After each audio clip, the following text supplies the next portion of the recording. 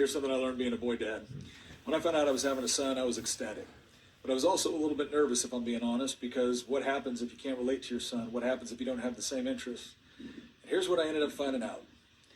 A lot of my interests ended up becoming his, just by virtue of the fact that I was his dad.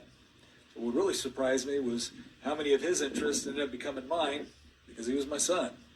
So, yeah, I never knew how much I'd like blacksmithing, and I never knew how much I ended up liking Star Wars back to that incarnation until I had a son. aspect we were talking about, So, entering their world. don't worry, dads. You'll figure it out.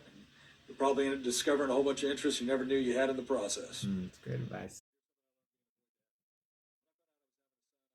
I think, I mean, me personally, I have not, I told you this, my kids are into anime, and, it doesn't interest me whatsoever, but I've been participating, and, watched a few anime things, and again, my kids are older, so, we can filter out some things on our own, but,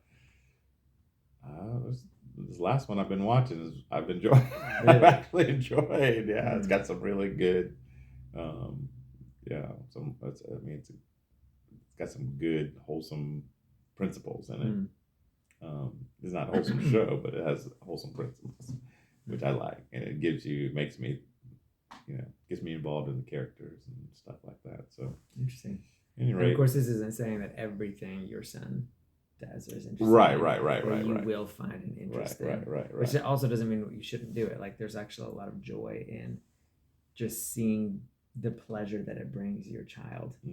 As long as it's a good thing, obviously.